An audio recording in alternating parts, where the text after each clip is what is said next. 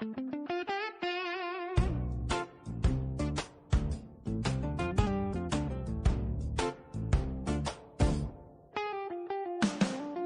night, feeling right, 8 p.m., let's unite. Life chat flowing, spirits growing, thankful for this life tonight.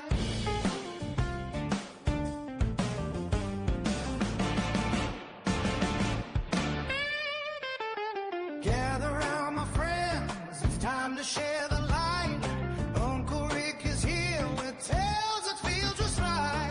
Little Edward's laughter dances in the air so free. From all its green to yellows come from we plant our unity. The grace is in the background, seeds to give away. Spreading love and laughter, we'll cultivate the day. Let's be buds, cheers to the highs. Come and join the ride in this cannabis community. We all stand side by side. Thank you for the good vibes. Can't wait to meet again. See everybody next week. Let the circle never end.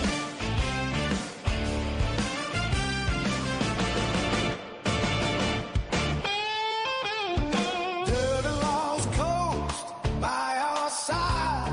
We grow together strong, sharing stories, seedlings where our hearts belong. Little sparks of joy ignite the flame anew. With every smile and hope that we know just what to do. From the forest to our homes, love we cultivate. In this garden of good vibes, we celebrate our faith. Let's be buds, cheers to the high. Come and join the ride in this cannabis community. We all stand side by side. Thank you for the good vibes. Can't wait to meet again. See everybody next week. Let the circle never end.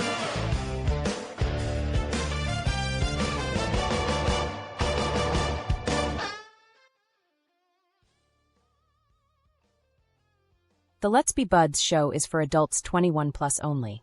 Content is for education and entertainment. We don't sell or promote cannabis. Please follow your local laws and consume responsibly. Opinions are our own. Keep all products away from children and pets. Oh yeah, and please no dickheads. We ask that you respect our no dickheads policy. If you are a dickhead or thinking of being a dickhead today, please be a dickhead somewhere else. Are you ready?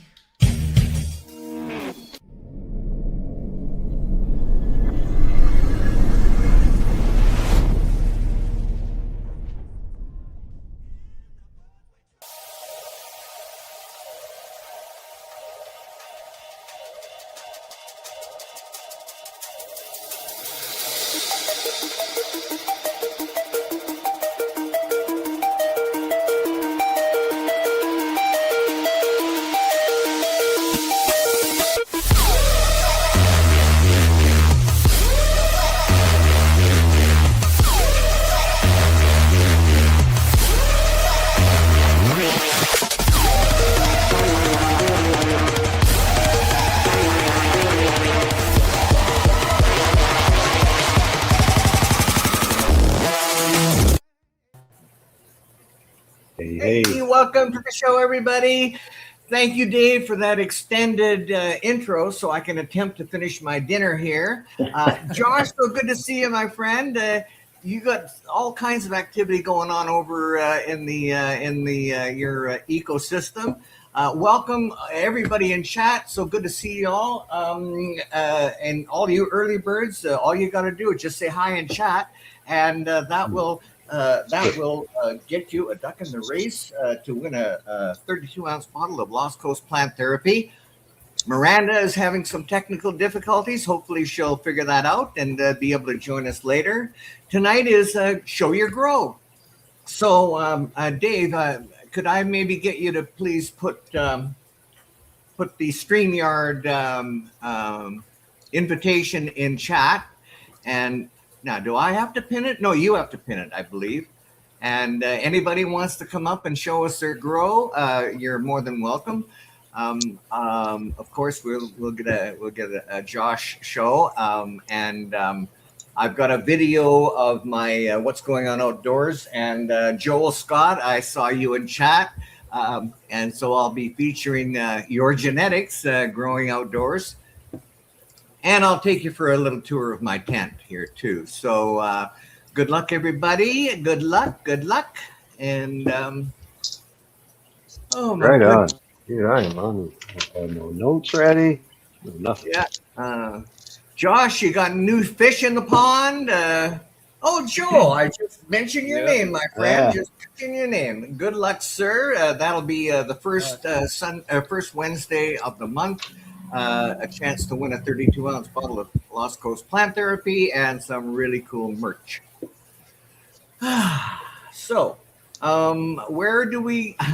Oh yeah, we do have a few other things we want to talk about. The Canadian Budz Exchange. There was a few other things that we little business we got to take care of, and I'm sure we'll get to it before the show is over. But what I'd like to do, maybe, Dave, is throw the ball back to you so I can maybe try to finish a little bit more of my dinner here. Oh yeah, right. What do you got? Let me see. Yeah, what are you eating? Just make That's sure you not wipe gonna your work. face. Make sure you wipe your face before you come back. Yeah. Okay. Where are we going from here?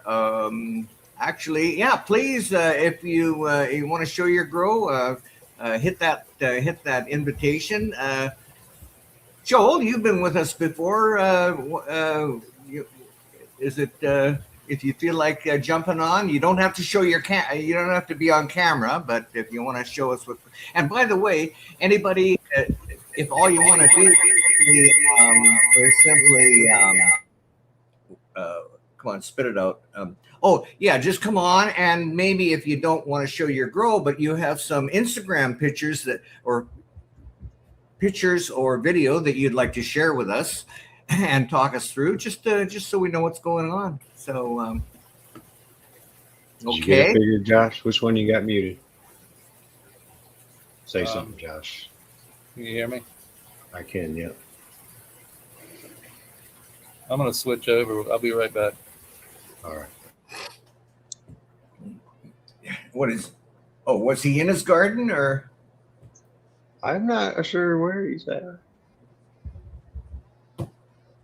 Yeah. So, Well, he's taking summer off. Yeah, so we need a break every once in a while. yeah. Sometimes it's just too hot out there to be growing. That's for sure. We have a scorcher today, man. We got a scorcher today, and the smoke from the fires. Oh yeah. Yeah. Yeah. Be bud washing this year. Yeah, we got a pretty nasty one about 40 miles away from us. I'm So, wait a minute. Where's Miranda? What's Miranda saying? I can't hear you. Miranda's trying. Her stuff is just spinning, she says. So Oh, she's gonna okay. keep trying to come on. But Okay. And what was I going to say? Well, if you want to maybe start, I mean, it's only a 1-minute video, Dave, of what I've got going outside. If you want to share that, and I'll kind of walk through it with you. did you email that to me?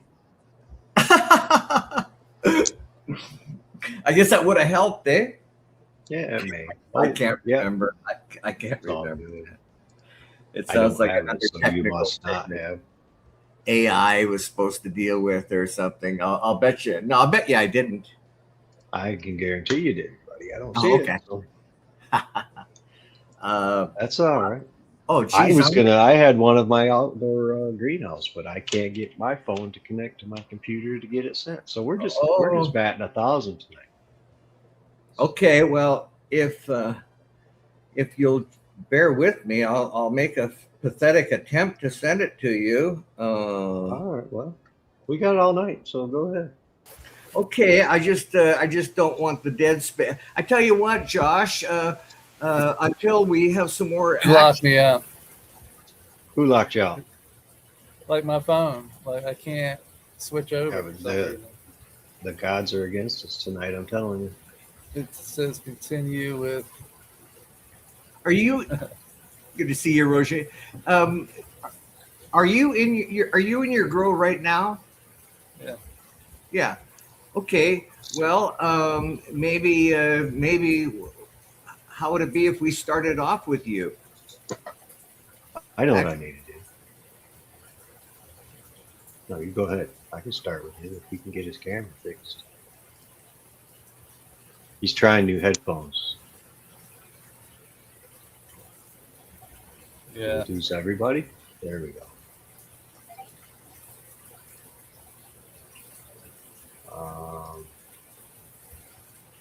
Dave, if I send it to your Instagram, can you get it from there? I can probably make it work. Yep. I'm working on it. I'm almost. It looks like it's letting me back in. All right, I'm gonna log out of here. I'll come back out. All right. Okay. I don't see it working, but maybe because it's a video, it takes longer. Oh, who's that? It's Josh. Whew. Are Is you that better? Yep. Now all I gotta do is hook up my. Text. Oh, that would you send it to my? What did you do, Rick? Send it to my phone. I don't think it's working. Let's try to do it that way. You can't send it to my phone. That ain't gonna work. Did I send it to your? Okay, I just sent it to my. I just sent it to my computer, so maybe I can figure it out from here. Although I've lost everybody now, that's not a good thing. He said I lost. Oh man.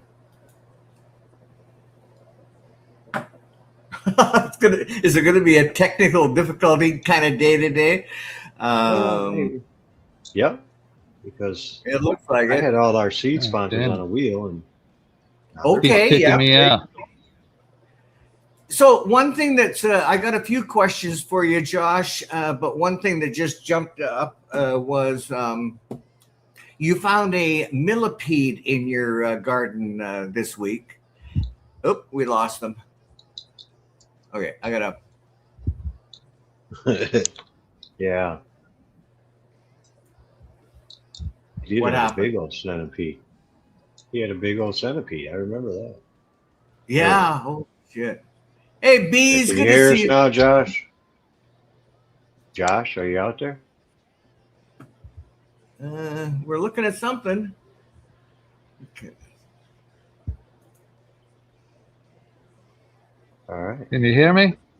There Yes, we go. sir. Now we can hear you. Can you hear us? Can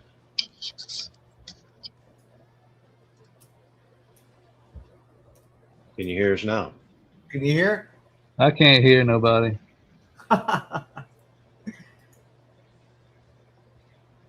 Well, we can hear you. Large files must be shared with Google Drive.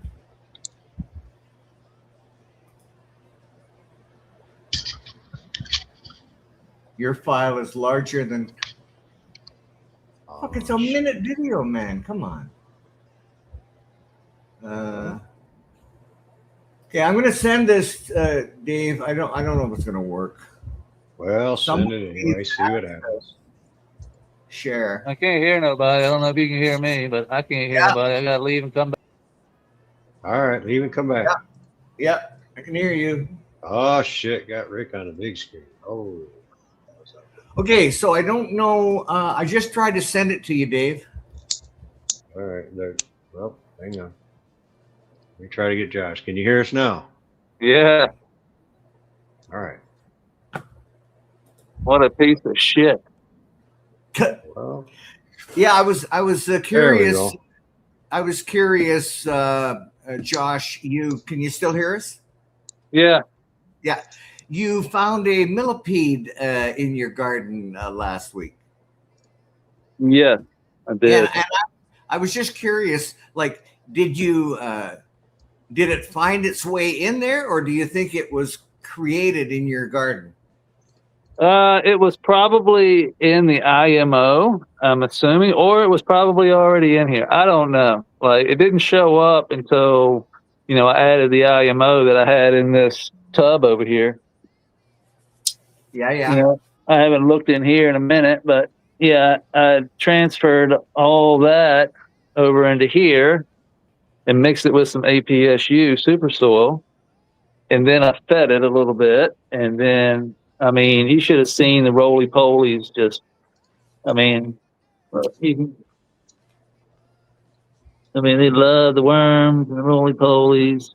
Just They don't love like running through all this IMO and all this algae, fish waste, and just, everything. Just chop and drop. We got grass growing out here now. So this was probably just grass seed that was in the IMO. Okay. And when I mix everything, everything just it usually takes, 2 or 3 weeks for the new stuff to be run through by all the worms and the biology and everything. And then I just start chopping, dropping grass, basically. So all this will get cut down. We'll just bring the scissors through here and chop all this down. But all this is coming back pretty good. Oh, yeah. Yeah. You can see it's still, got some dead spots in here from the crash, but it's all in all coming back. Yeah, for sure. Yeah, and so have you seen the millipede again, or? No, I haven't. It was wild because I saw that spider sitting over there, and then I saw the millipede. Well, that was the day before. Then I saw the millipede the next day when I walked in here. So, as soon as I walked in, I was like, "What is that?"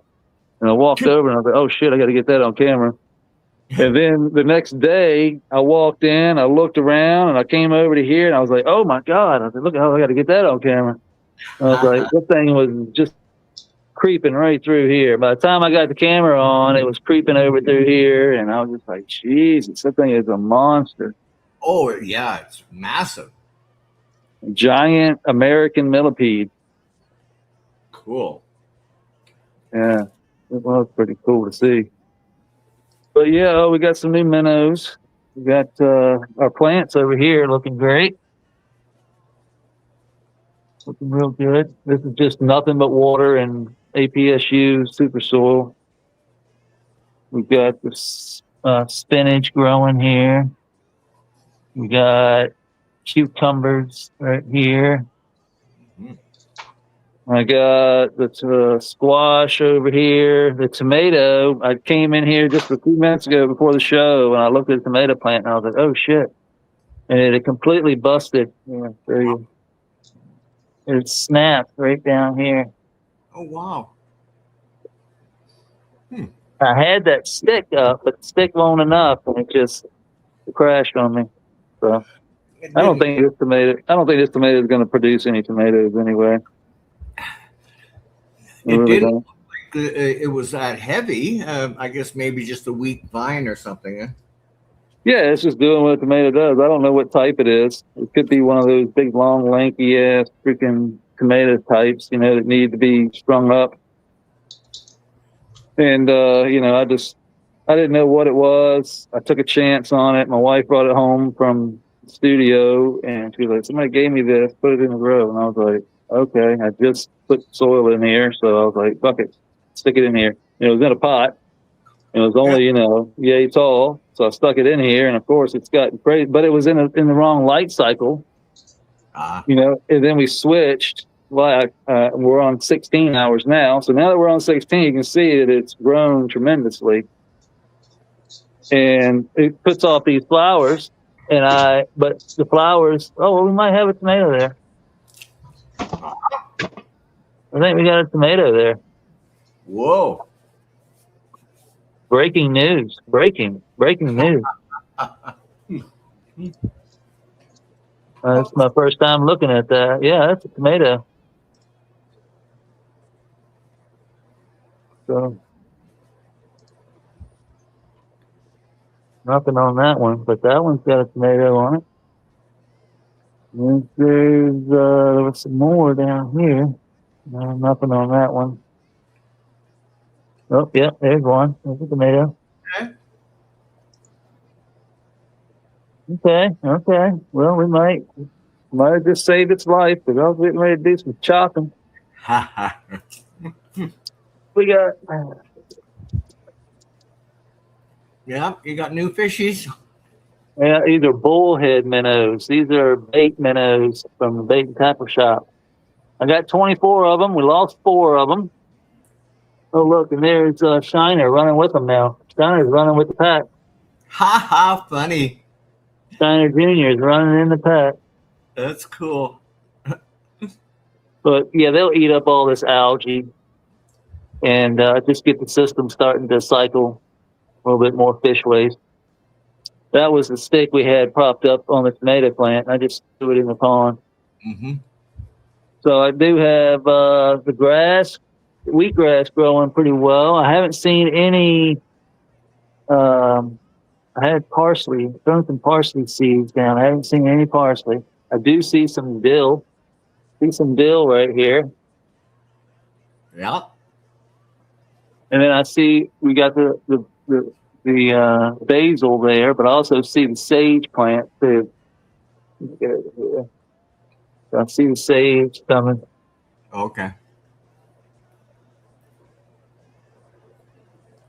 So yeah, and the whole issue with the splash has been resolved. It's been running for almost a month now, and we've had zero issue with any splash, zero issue with any leaks. So we've been running constantly. The algae's been growing like algae should.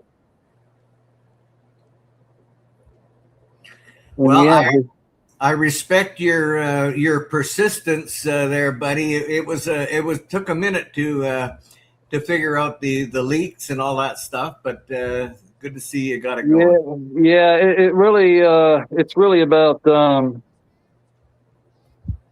it's really how smooth you get your crete. All right, so when you're mixing your mortar, getting your mix right where you can smooth it out real nice, and then getting it as smooth as possible. And then it's going to take, with what I use, the pond shield stuff, the 2-part epoxy. It's, you can get, there's other stuff out there that probably works better. But with that stuff, in a project this size, that stuff's made for like bird baths and stuff. So if you want to like seal a 150-gallon, pond like this and the whole creek, it takes a lot more than what I thought it would take. Over here, it took 4 or 5 coats. Over here, I was like, I'll just slap it on thick, let it dry. Well, that's not how this shit works. Like, you need to put a layer on, let it cure, put a layer on, let it cure, put a layer on, let it cure until you get a nice thick coat. And then that's pretty much where you need to be. So I would say 4 to 5 coats on something like this. If your concrete is nice and smooth and doesn't have that many, big gaps in it.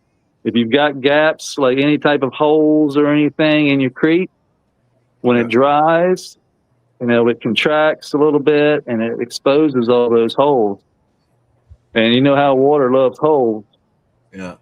Yeah. So that's what happens. Your pump, can you control the speed on your pump? On the pump? Yeah. Yeah. Yep. It's got 20 different speeds.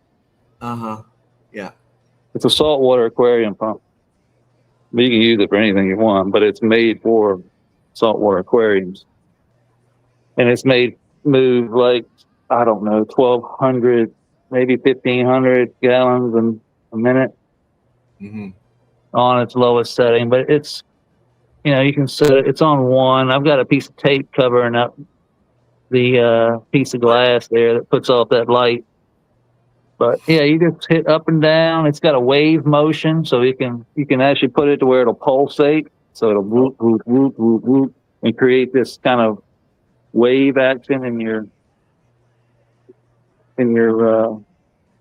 pond. Yeah, yeah.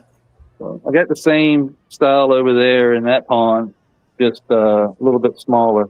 This is the next size up. So I wanted to move more water to get a better, stronger waterfall.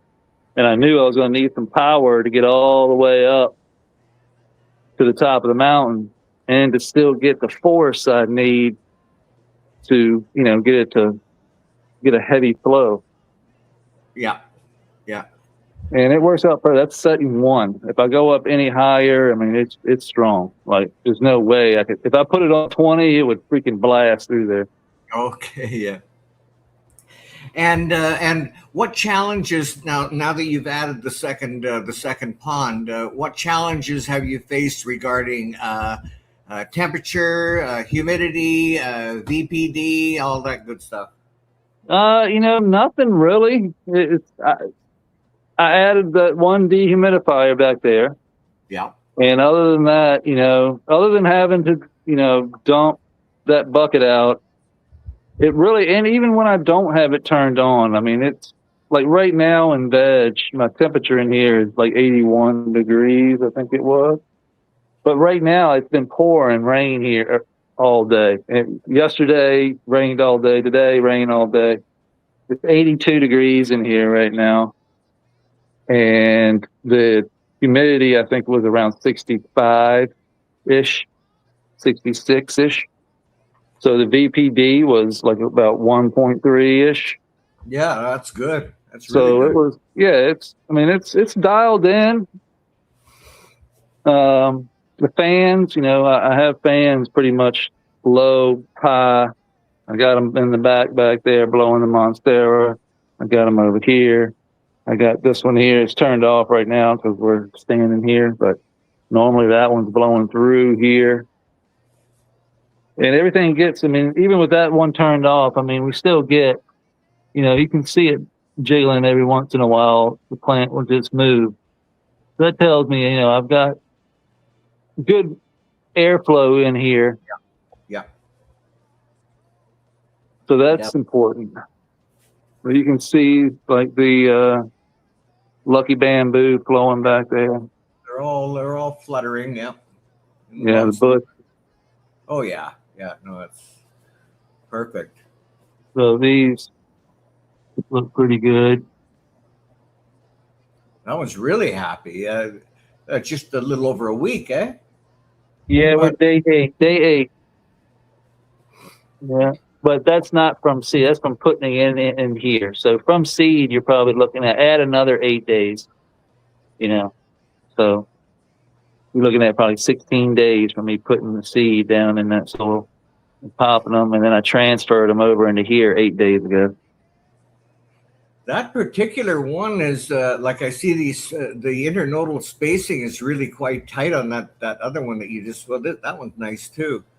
Yeah, this one over here. This is a paradise pine from Huckleberry Hill. Uh-huh. So that's Huckleberry Hill Farms. This is their paradise pine, feminized. So that's all I have. I have the paradise pine 1, 2, and then 3, 4 over there, and then I have 1, 2, 3, 4 of these Rizberry. So these are RS11 crossed with Crimea Junkie, feminized. They send me these as testers. So these are from High Rule Genetics. I haven't been able to find their account on Instagram. I think they got taken down. So I haven't actually been able to get in touch with the people. Their stuff, their Instagram here is High Rule Genetics 2.0. Well, they got an email there. And they got an email, highrulegenetics@gmail.com.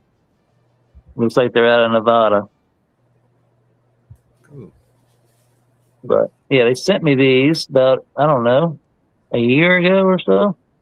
Mm-hmm. And yeah, we popped them. They all popped. We popped them. You know, we had them in that tray. I don't know where my tray went, but I had them in a seed tray in the APSU Super Soil, and just stuck them all down in there, separated them, and they all popped. Everything I put in the soil is popped. So I mean, this is this is nothing but super soil, and then over here, you know, is my mix, but this is nothing but super soil. Mm-hmm. And I mean, look at these things. That's nothing but water. These are his seeds too. This is Dennis's blue jasmine. These are called blue jasmine. You can find these at GATZ, GATZ Genetics, I believe it is. But beautiful flower. All of them just praying like. Yeah, they look really good. And we were talking before about in many cases, people are reluctant to put seeds into a soil that might be too strong for them. But that certainly wasn't the case here. This shit, look at these baby carrots. Direct sow into the super soil. Those are baby carrots. Like, you know how hard it is to get fucking baby carrots, especially in a high nutrition soil like this. Like, the soil is so dialed in, and you know, I'm not just saying it's my first time actually growing it and stuff, but I've seen what it does. I believe, you know, Dennis has been here from, you know, that's why he sponsors the grow over here. I dedicated this whole build, you know, pretty much to just his soil. And he was like, look, I'm guaranteeing that you'll be able to plant these seeds. All right, you'll run just the soil. Just don't do it. The biggest mistake people make is trying to add shit to it. You have to understand that this super soil here is already been done. It's been cooked. It's ready to go. You don't have to fuck with it. It is made for water only. And he is guaranteeing me at least 2 runs, but in commercial facilities now that are running this soil, they're getting 3 full runs out of one just one container. So like a 10-gallon bag right here, like I should be able to plant a plant in here, full of soil, grow it through flower, cut it, plant another one, grow it through flower, cut it, plant another one, grow it through flower without doing nothing but put water in. That's incredible. That's unheard of. Yeah. And so that's why I'm like, all right, hand it over. If you're that confident, I'll build. Let's test your fucking theory. I'll put this whole thing is nothing but. I mean, look at the goddamn sweet potato. The sweet potato. Yeah. I mean, look at this. I've had to cut this multiple times, like just topping it, like right now. Like, oh yeah, no, it's happy. Oh, it's so happy. Yeah. And all I'm doing is taking this with rainwater and I have it connected right here. This is the only spot that I have connected. And it keeps this area right here just nice and moist. But everything else around here, I'm having to water right now because I don't trust, like there's no real, you know, reason to even connect the water right now because it's not ready to be connected. It's not cycled properly. Like we're just starting to get grass to grow. You can see grass starting to grow down here, you know? So the cut here that we stuck down in here, it looks like it's just, you know, struggling. But the last time I put a cut like that over in this bed and I stuck it up in the top and it rooted quick. You know, it was like, boom. But that bed has been running for 1.5 years. This one I just started. So it's going to take time to cycle. We just put fish in.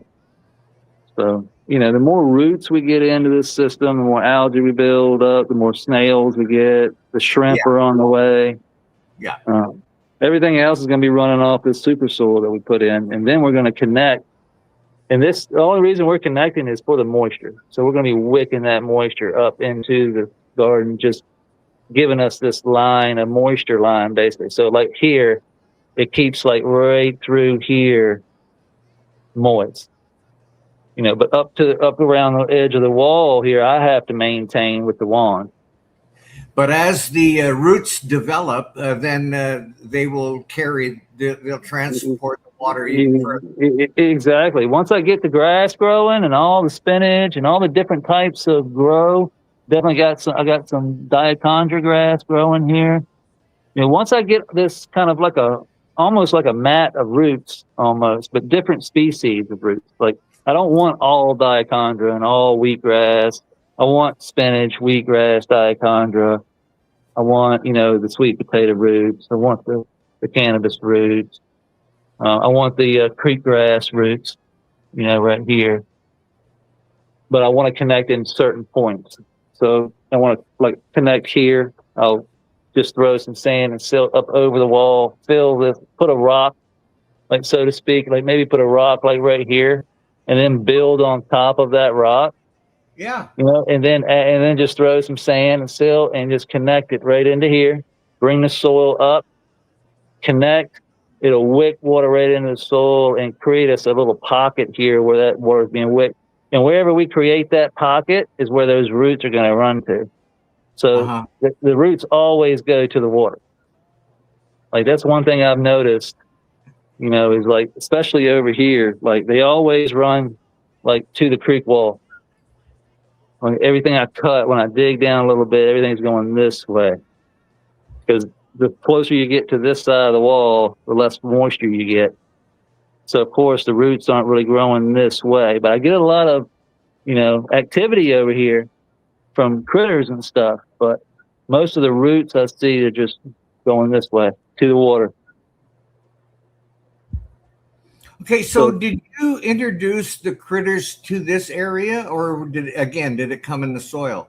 Or No, the isopods. I introduced dairy cows. I introduced springtails, rove beetles. We introduced beneficial nematodes. This was all a year and a half ago. We did all this at the beginning, but I haven't had to add any more. So once we put them in, they just go to town. Okay, I'm sorry, Josh. I blinked my fucking eyes and I realized you're over here now. I meant to ask that question to about the other. This one? No, I haven't done anything to this one. No, we haven't done anything. Yeah. Nope. Yeah.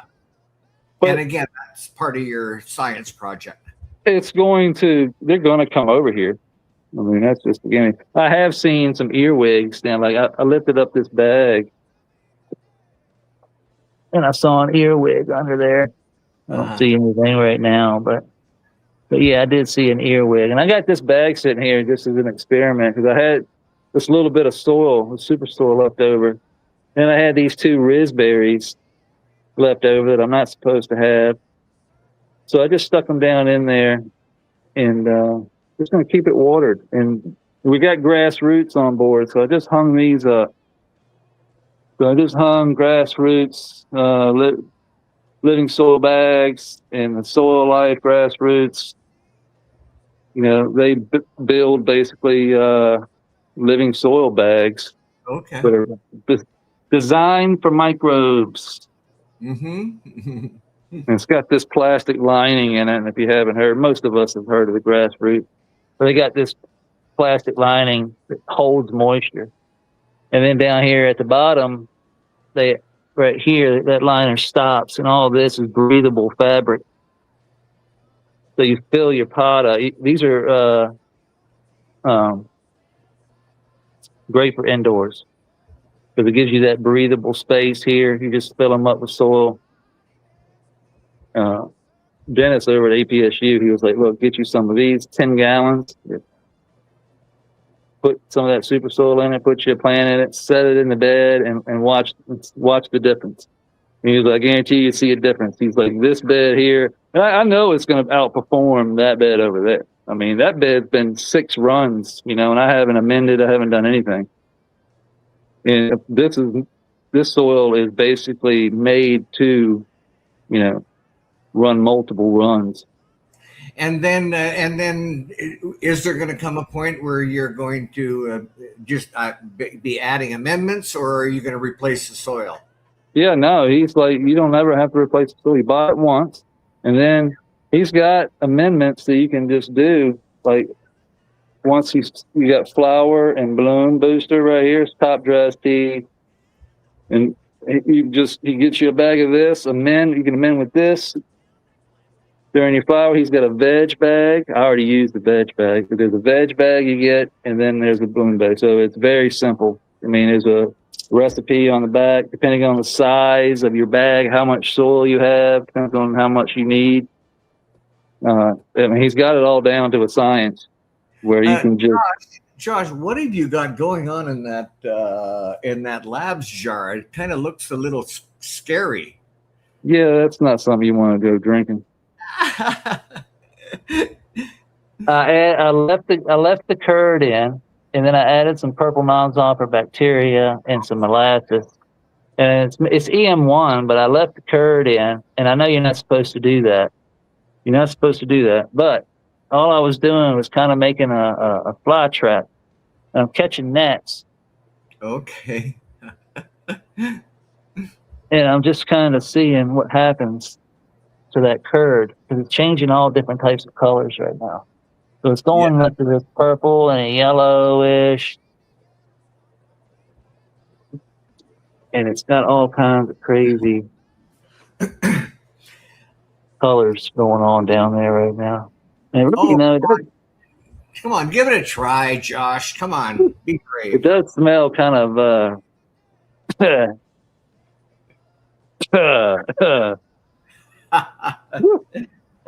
Hey, Dave, I've got to, if I'm going to show my indoor grow here, I've got to do it before the top of the hour. Well, get your camera going, and yeah, it's going to take me a minute, but I'll see if I can get this thing going here. you did it pretty quick last night. You should be all right. Yeah. These are I got faith in you, man. citrus craze from Taproot, Madness Genetics. Taproot sent them to me. These are grown. These genetics are actually grown in a horizontal soil system, designed after the same horizontal soil system this was designed after from Leighton Morrison. Taproot, I think he's up in New York. He's got a farm, a sweet ass farm, and he's legal grow that commercial grow. I mean, whatever you call it, a big one. But it's all living soil, horizontal method. And you should check that out. It's called, I took the top of it off, but it's Taproot on Instagram. Taproot Genetics, I believe. It's Taproot Farm. Maybe it'd be Taproot. Sure. I should have probably looked at that. But anyway, that's what we got going on. Everything is looking good. I'm excited. So we had a couple questions, man. Somebody wants to know, how often do you add water to that system? So and when are you? Go ahead, answer that first. This one has the dehumidifier water dumping into it, kind of constantly topping it off. But I still have to add some water, depending on how big the plants get. Like, so right now I've got water down in my trap hole here. And the reason is because these plants haven't gotten big enough yet to start wicking up more of that water. But once these plants start wicking up more of that water in this hole will dry right up. And then actually more water will stay in the pond. So it's kind of crazy how it works. Like when the plants are big, I don't have to do a lot of topping off. When the plants are small and most of the water that's being wicked into the soil ends up in the trap hole. So instead of it sitting in the soil layer zone, it goes down into the E horizon, down into the reservoir zone. and sits down in the E horizon so that the soil doesn't go anaerobic, sitting with too much moisture in it. Like we had an issue with too much water over here in the middle, and I had it all connected. So I had all this sand and silt piled up around the edge here, and I was wicking up a lot of water. And you can see that the moss I got here it's wet, it's soaking wet. And I don't do it, it's just barely connected right here, sitting on top of this creek wall. So any part that connects to the creek, it wicks. It'll just wick water all the way up into here and just keep this way more water than you could ever imagine. Like, it blew my mind, like how much water was being wicked up just by a little line, just like this little line here. Just this little line connected here to here will then spread. You can actually see, let's see how it's dry right here and then wet all through here. Like, I haven't watered over here in a while since this morning, but you can see where it stays. You can see the dry line. So just by connecting this, that water will be pulled to a certain point, and it'll keep all of this moist right in this area here. And then the roots will go to here. So I don't have to water. The only thing I really have to do is keep the top moist to keep the microbes happy, keep the soil from, drying out on the top surface. Because I don't have a mulch layer on here yet, because I'm building it as we speak with chop and drop. But yeah, that's how, just a little bit of connection will keep this section here wet, little connection here, keep this section wet, and so over here, at the beginning, I had all of this connected. So imagine how much water I was filling up my trap hole over here, and I was like, why do I feel, I thought I had a leak. It was so much water coming in. I was like, damn, I'm leaking. Like, I'll pull it all out, suck it all out, reseal it, do it again. Same thing. I was like, what the fuck? I did that 7 different times until finally I got so frustrated. I was like, there's something going on here that I'm not getting. And come to find out, I just said, fuck it. I disconnected everything. So I took all the sand and silt off the edges.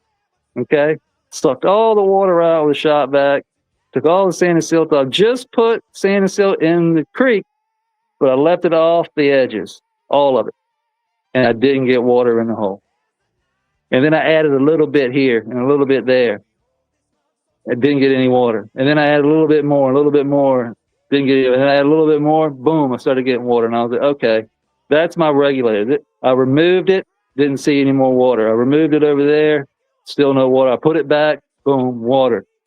So the sand and silt along the edge that's connected to the soil is my valve, basically. So I've learned where to connect, where I need the most water, where the roots are going to. And I've noticed that it's like in these bends in the creek. So right here in this bend where that water is coming through and it hits, it's going to wick a lot more water right in this area here. Right here where that water is hitting this corner here. So it's going to wick less up in that corner where the water is just stagnant, kind of sitting up in that corner. But where that water really flows, wicks more. If I turn the pump up and increase the flow, I get more water wickage. Decrease the flow, less water wickage. It's quite crazy how it works when it comes to, and it also changes over time, because you can see that this did not look like this when I put it in here. But when I get the roots hold all that sand and silt together. So now I can literally come over here and disconnect or connect simply by just pulling up. Look, that's all mass, and all that connects to the creek. All those roots come down into here, but it's connected and all that sand and silt down here is now worm castings. So This is the top of the creek right here. That's the top of the creek. And I can pull all that.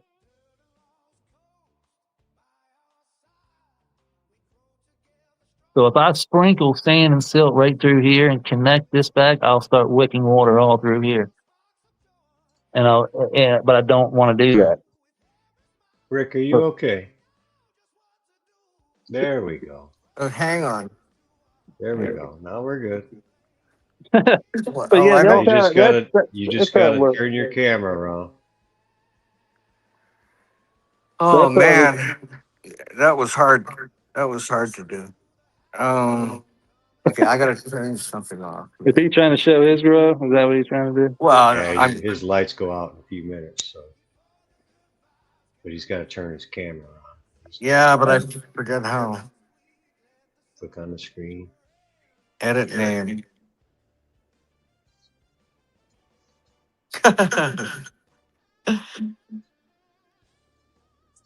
Guy, come on. Now he's getting an echo. Oh, don't do that. Don't do that. Oh, do that. Take a photo, upload an image. Give me a break. We did this Well, last night. it's like you got to retrain me every time I turn on my computer. On your computer, you're on your phone. Edit. Okay, what about audio? Is there 3 dots? Okay.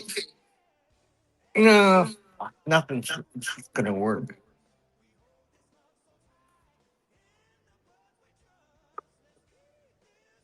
Well, tell you what.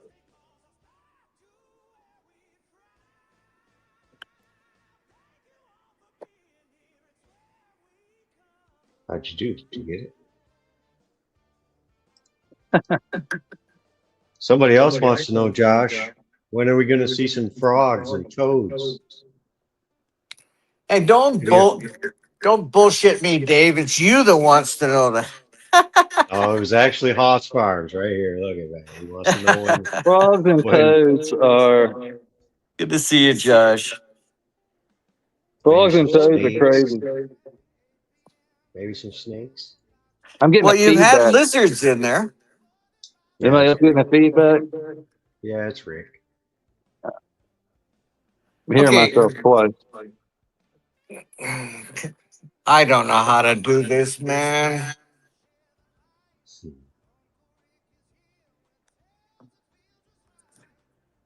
You did it last night. Can you see if I just hold my camera? Can you see anything? Yeah. Yeah. How's that? Not very good though. Wow, You gotta clean your lens. Clean your lens, man. You got. Wow, there you go. Whoa. Something's fuzzy as shit. Yeah, it is. If I get closer, it doesn't make any difference. It's Touch it with your nose. what's that? Oh man.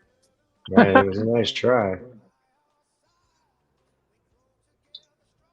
Your face looks great. It's the plants that look like shit. Yeah, you got that filter on or something. Well, that's crazy. Oh, you got the filter on the back of it. You need to go to StreamYard and go to camera settings and hit the settings and take the filter off the back. You make it sound so easy. It is. Go to camera settings.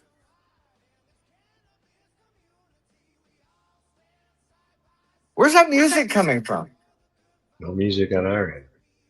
Oh, okay. All you're missing is a joint hanging out your mouth. Yeah, I haven't even rolled one yet. Jesus. Oh my God! What have you been doing all day? You been sleeping all day? You know what? I'm gonna promise to have this set up next week, and I'll show my grow next week. I promise. Because I'm getting too frustrated doing this, man. All right, I'm gonna get you out of there. Oh, I don't like this fucking stage. Get out of here. Let's do this real quick, Rick. We'll here. I'll share this. Share screen. We'll do this real quick. Give you time to roll and join or something.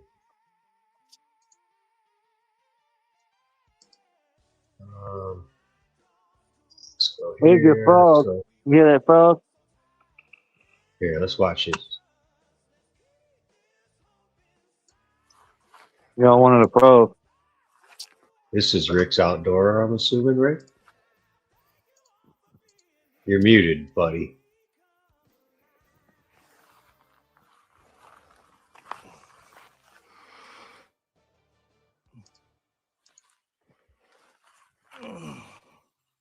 Did you hear me? You're muted.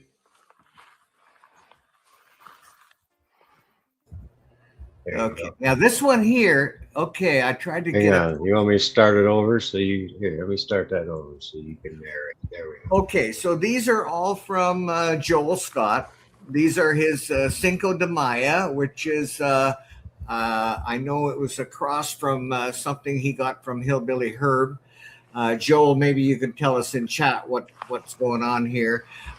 So I planted 9, I believe, and one, two. I got 4 males. Now this one here, I believe. Well, if it isn't a male, it's dead now. But if we look closely, it's moving around too much. But anyway, today I looked at it again, and I could see lots of balls on it. So. So anyway, I'm left with 1, 2, 3, 4, 5, 6. 6. Okay, I must have had 10. So I got 6 females. So I'm happy about that. And there's my potato patch. And there you go. There you go. So that's what's going. And they're how old are they? They've been in the dirt for a couple of weeks, I guess. A couple of weeks. I'm not good at keeping track of all that stuff. Yeah, so I'll give you an update later. And yeah, well, okay, actually, maybe there's another way of showing you my. There it is. Oh, okay, there you go. There you go. That's not the one I wanted you to show, but I don't know if yeah, we can't do much of a close up, but that's it.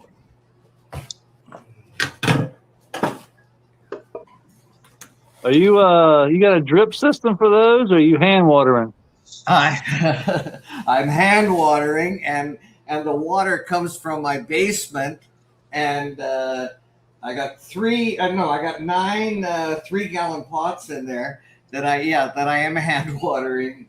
And when I do I call it a flush, but I don't really ever flush. I just really do a good run through, and then I suck it up with a shop vac. But when I do, about once every week and a half or so, I'll do that. And it takes 3 5-gallon buckets to run through. So yeah, I get a good workout when I do the watering. But they are. Can somebody help me with the math, please? These I flipped June the 1st, so we can figure out how many days that is. And the strain is frosted fruitcake. And yeah, I've grown it before and really enjoying it. Really love it. Those are 3-gallon pots? Yeah. Wow, you gotta water them things a lot, don't you?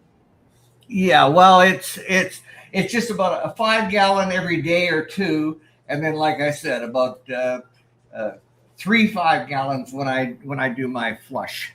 Yeah. Oh, and there's the lights. There we go. Don't stress the ladies. Time to go to sleep, little girls.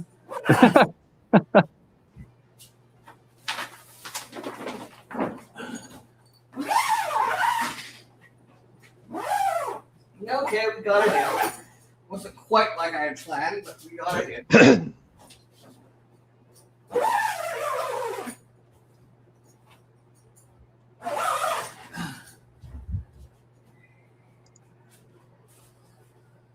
What you feeding 7 those? What you days, feeding those girls? 2 weeks.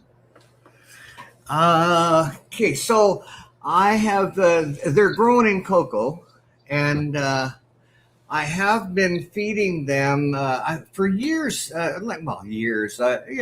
3 or 4 years at least, maybe 5 years. I've been using Floraflex nutrients and really enjoying them.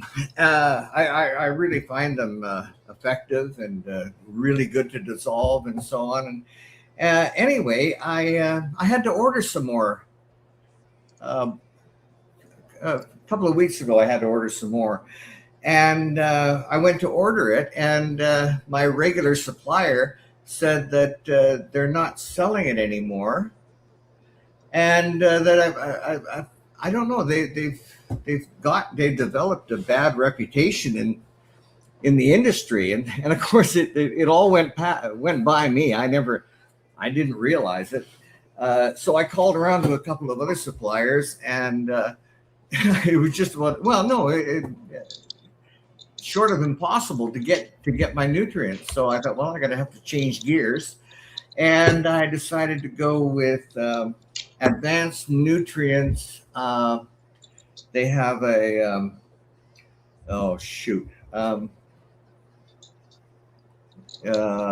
it's a 3-part system. There's a name to it, but anyway, it's another dry powder system, and I've been using it for about a couple of weeks now, and enjoying that, so should be okay. Cool. Hell yeah. Scooter and Scooter say, "What's up?" What's up? Let me see. Yeah, there you go. So what? You didn't answer the question, man. No frogs, no toads, no snakes. What? No, frogs are a little too destructive. They get a little crazy. They jump out the dam. I was thinking about doing maybe a reptile type thing. But the problem is that damn lizards, I already have the skinks in here. So I have skinks that leave turds. Look, here's one right here. See that turd? Yep. That's a skink turd. and I'm gonna eat it. Well, yeah. If you come back tomorrow, will it be gone? Well, no. Usually I just pluck them off. But what happens is that, the skinks are good because they're taking care of the roly-poly. They're keeping them in check. But if I add another lizard, like anything bigger than that, like the skinks don't mess with plants. But anything bigger than that will climb trees. You know what I mean? We'll be climbing all over the tomato plant, climbing all up the bushes. The frogs will be jumping in and out of the damn thing, out of the bed. So I'm thinking that I might have to build a cage, like a separate cage. That's one option, but the monstera over here would have to definitely be cut way back and connect the cage over here in Digger's terrestrial zone up at the top here and create like a canopy that comes down and connects where I can hold everything in, you know what I mean? Where it can't get out and it'll just stay over here in the terrestrial area. But that's just one option. Oh, damn, there's a skink right there. Holy shit. Big ass, too. Where?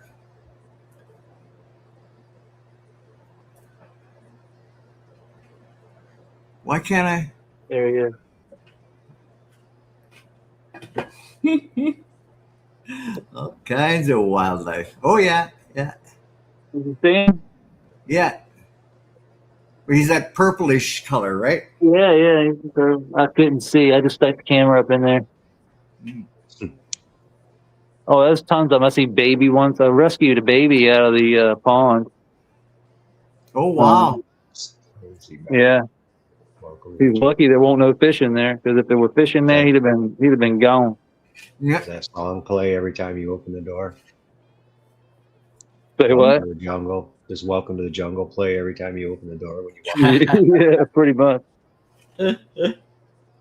Pretty much. That's what we're shooting for. Like this, why can't I ever think of this damn sweet potato? Sweet potato, this thing's getting out of hand. So I just go around and this is going to be my chop and drop. A lot of those sweet potatoes. You can see I've just been, all of this has just been chop and drop. Josh, I'm trying to remember another predator that you introduced. Was it praying mantis? Yeah, I never saw the praying mantis again. We released a whole bunch of babies, and they were all up in the bushes. They were all up in the jasmine, and never seen them again. Guess they didn't make it. And what was their purpose when you put them in there? What did they're great. They're great insect, killers. They eat all kinds of bugs and insects and flies and all types of stuff. But they're a great predator to have in here. They don't mess with your. They'll crawl around. I've seen them crawling around on the cannabis once the cannabis gets a certain size. But they never harm it. They're on there just to pick off any type of aphids or critters you got on there. Mm-hmm. Hopefully you don't have any of that stuff in your grow, but if you do, the praying mantis is a good one to have. That's for sure. And then now, am I wrong? Did you come across a black widow spider one time? Yeah, over there. I haven't seen that since either, but that's a good thing. I'm pretty sure. Oh no, I know where I saw that. It was underneath that log right here. I was moving that log right there in the center, and when I moved it, like just a little bit, I mean, the damn thing was as big as my thumb, and its legs were all out like that. You know how that damn spider? It's unmistakable with the black widow when you see her. It's just like, oh shit, and she was big, and I was like, God damn, that's the one thing I didn't want to see. But she's in here somewhere, hiding, producing, right? Producing, and the ivy. The ivy is going to take over. Everybody's telling me to get rid of the ivy, but I love the ivy. I want it to take over the jasmine, really. Because I can just cut this right out, and it roots, unlike the jasmine. So the jasmine won't root, and like through here, it just grows vines all over everything, and it has its roots back there in the corner. But the ivy will. So here I have it not connected, all right, and it's working its way on over. So here's a branch off of the ivy. So here's where I'll cut. I'll take the scissors and I'll just cut this off. And then once it gets over to this point here, here's where it roots. So it roots right in the creek. So it did not root anywhere on the soil until it gets to the creek where all that moisture is, and the roots were easily, and then it rooted. So it rooted right in here. Now it's growing. This is a shoot off. This is a shoot off of that. So we can take scissors and just cut this off. So we'll take scissors and cut that off. We can take scissors and cut this one off. See, so this one line right here will start throwing shoots like these. And all we have to do is cut the ones off we don't want and leave the ones we do. But they'll throw roots. Look down here. So it's rooted in right there. Yep. But not rooted in back here. So I can move this anywhere I want. And then if I don't want it there, I can snap it, pull it up, and it'll continue to keep growing. But the roots will stay there, you know what I mean? So that's what it's all about. Everything in this bed is all about roots and root production, because the lights are going to, the more plants I get, the more photosynthesis I get, the more exudates are pushing through roots. So the more exudates we get pushing through roots into the soil, the better your soil is going to be. The more nutrient cycling you're going to get. And then all we have to do is basically maintain balance in the system, keep the creek flowing, feed the fish, steward. What I mean by keep the creek flowing is basically pull algae when I need to. So if I see like algae that needs to be pulled out, I'll just come in here and pull it out, and keep the flow going. And all the algae goes into the soil. And all that is food for the microbes and all the critters. All the critters. But the algae doesn't stay very long. This is algae from the other bed. So that's algae from the other grow I pulled out. And this stuff will dry up and become like cake almost.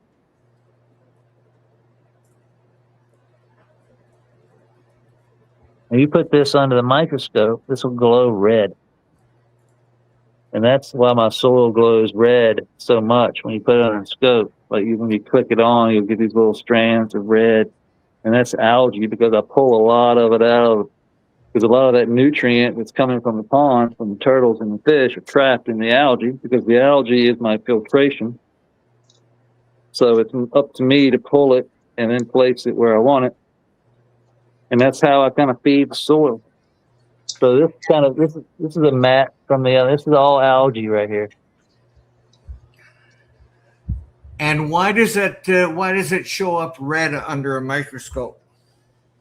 It's the chlorophyll. I don't know. I'm not a scientist. Why you ask me all these difficult questions, Rick? Well, I'll save that. You can save that for Thursday. Ask Mo tomorrow at 6:00. I'll ask him for you. There you go. Who's your guest? I believe Luna. We got Luna. Yeah, Luna Whitcomb. Oh yeah, there you go. That ought to be a good one.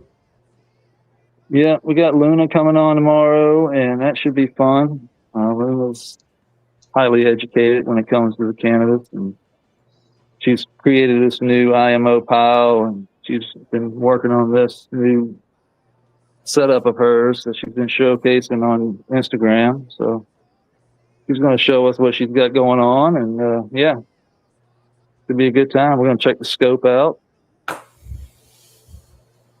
Be fun.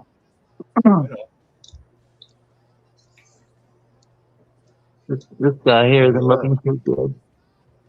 Starting to turn yellow at the top.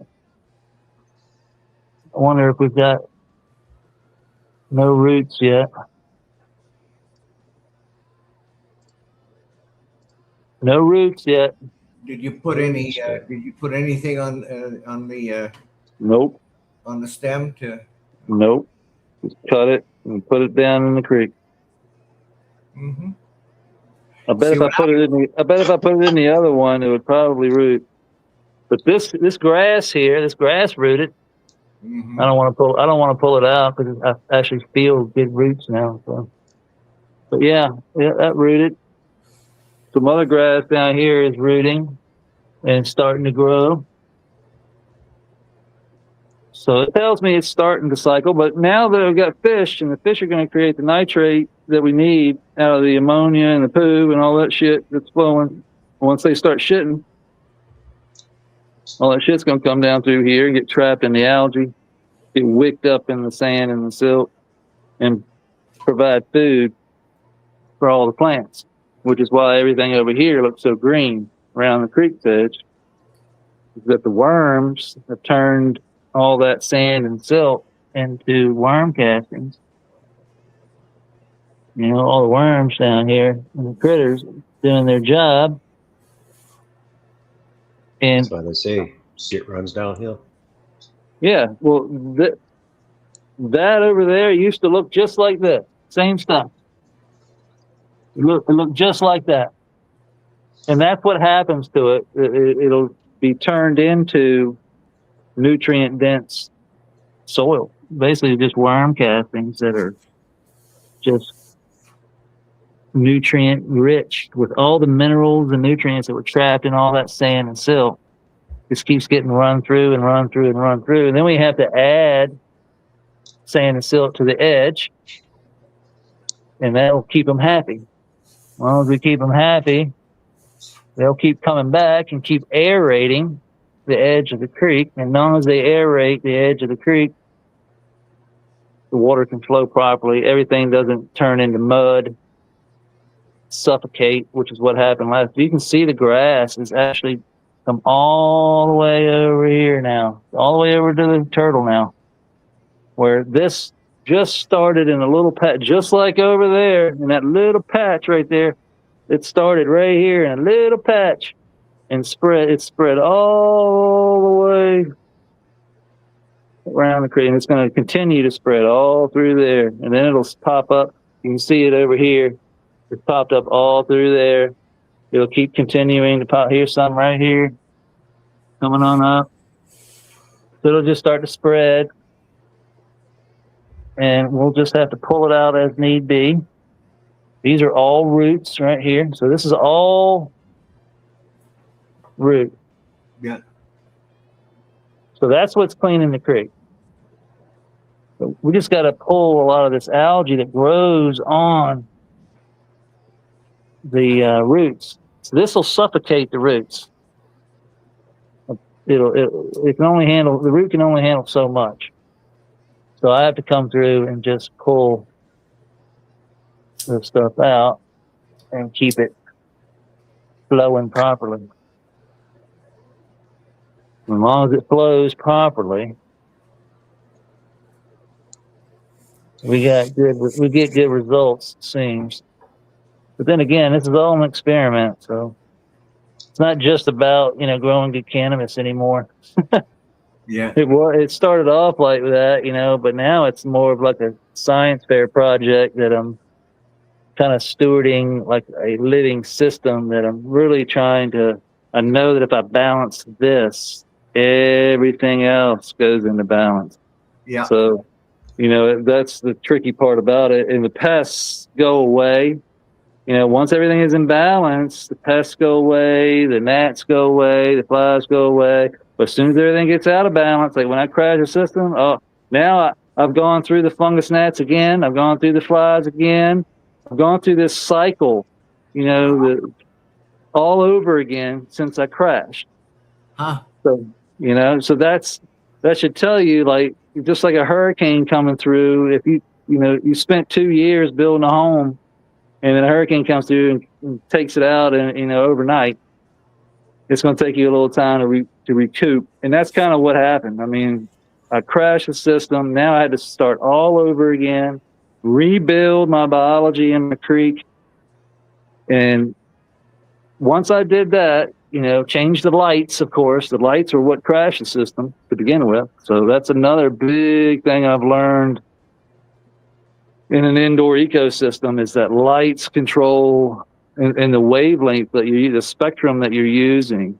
And since I have full control over my spectrum tuning, I went kind of a little overboard with my deep and far red, and I zapped the cyanobacteria in the creek. So basically my photosynthetic bacteria that is keeping the creek cycling properly, like my purple non-sulfur bacteria, my labs, all these things that basically filter the creek for me.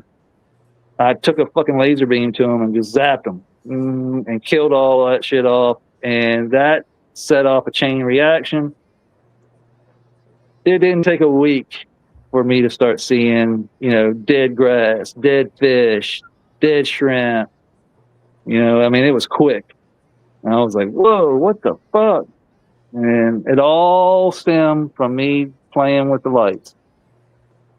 So now that I changed the lights, and I've dialed in my blues and my reds to where everything now is just humming along back the way it was at the beginning.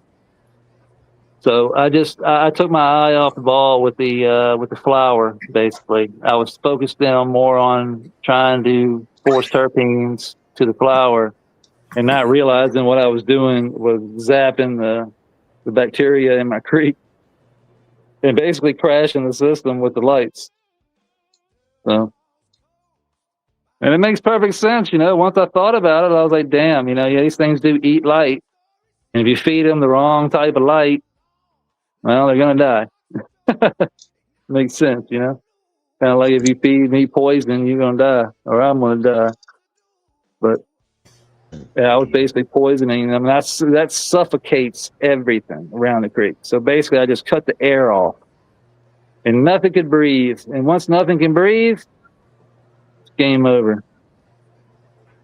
Everything, and I saw it on the microscope too. Like me and Mo saw it on the microscope. Like everything cysted up, went dormant, just like, you know, bacteria and fungi, all these different critters. They'll just go dormant and wait for the system to get back to the right conditions. And then once the conditions are back right, they'll uncyst and start feeding again. And then the nutrient cycling will start back up, and the plants will start being able to feed again. Whereas, yeah, it was crazy. So, so you get a lot of the oxygen from the algae in the pond, Yep. but you also get oxygen. You oxygenate the water by your waterfalls and that kind of thing as well. Yep. Is it a fair question to ask, like, what percentage of oxygen you get from each, like from your algae and from your waterfall and so on? Yeah, it's a fair question. I don't know the answer to it. I mean, it's all I know, Rick, is that, you know, all right, so this one over here is much faster. You can hear this one. You know what I mean? You can hear the flow. You can hear the water all throughout, whereas this one over here is not as loud. It's not dropping down as far. I'm getting a lot of different water drops, but they're not as heavy. It's a slower flow in the creek, whereas this one over here is strong coming down, slows up through here, and then turns and goes back in. So the experiment over here is basically I'm going to not connect the creek as many places as I do over here, but I'm going to see the difference in how fast the water flows. A lot faster over here, and it's a lot less of a length in the creek. So this one over here zigzags through like an S and comes around. This one kind of just comes down like a J, and like a, you know, like a hook almost.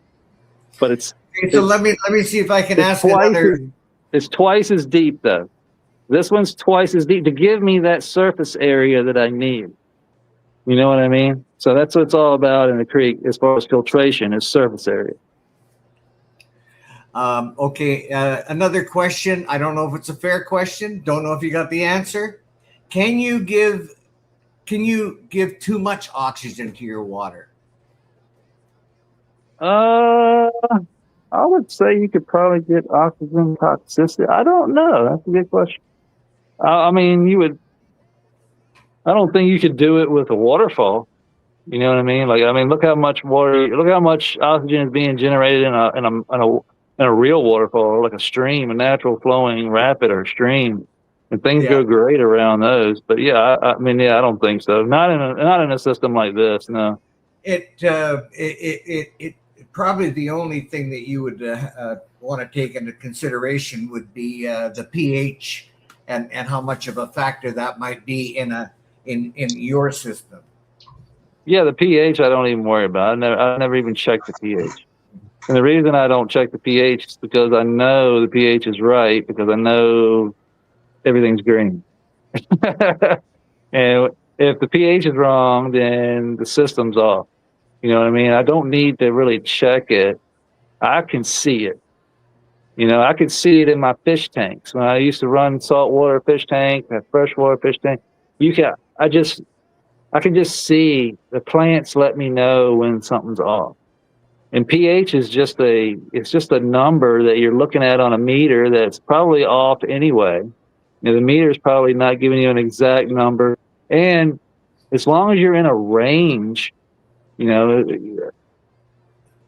for cannabis, you know, it's what, 5.5 to 6.5 is where people like to be. In here, I know my pH. Last time I stuck a pH meter. I did stick a pH meter in here, but it was almost a year and a half ago. It's only been run, I was at the very beginning. Well, you know what? That was an EC meter. That wasn't even a pH meter. Yeah, I don't even know if I've ever looked at the pH. I'm sure it's probably around 7.5-ish, 7.4, 7.3 in the pond. You know what I mean? And as it comes up through here, I have no idea what it changes to as it runs through the system. It's probably around 7-ish, which is good for me. It's good for everything else. All my grasses love it. Yeah.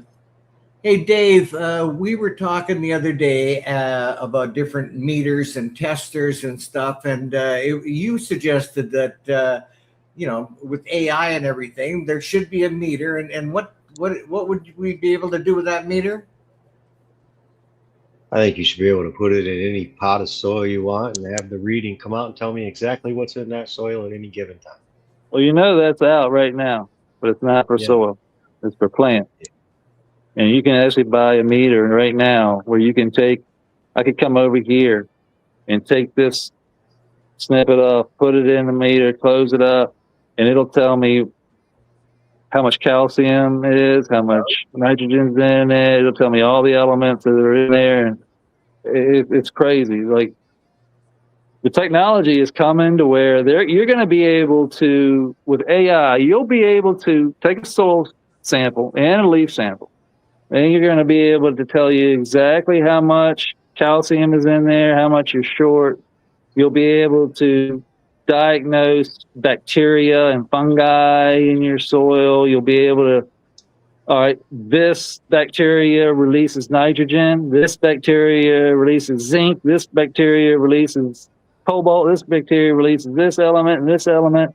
And so each one of these bacteria or microbes, I should say, have their dedication spots. You know what I mean? Like they're mining certain things. So they can pinpoint what bacteria is going to give you what to fix the problem that you have.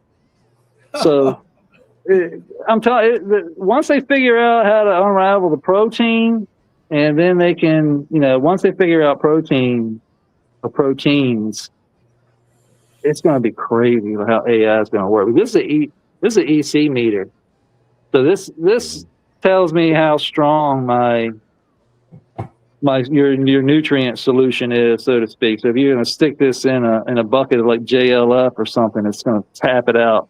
In here, last time I checked, it was right at So it's just at probably 50 right now. It's flashing at 100. So the lowest point here, it's flashing at 100. So we're at 50 EC in the creek right now, which is for this young pond and creek where it's just got the algae. It's got basically all the mineral from the sand and the silt and the clays and all that stuff. And that water came out of your well? This is all rainwater now. This is all rainwater. I top off with rainwater. Yeah, it should be rainwater is nothing. So the EC in this is coming from all the sand, the silt, the fish. Well, I only had one fish. We just put the fish in yesterday, so it's not. But the algae, the sand, the silt, all that's being broken down and it's creating, EC. Over here in this probably shouldn't read at anything. So there's nothing over here.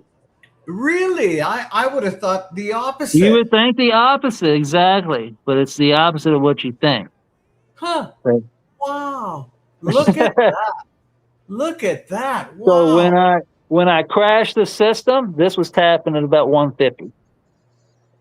So the nitrates got too high, all right, and then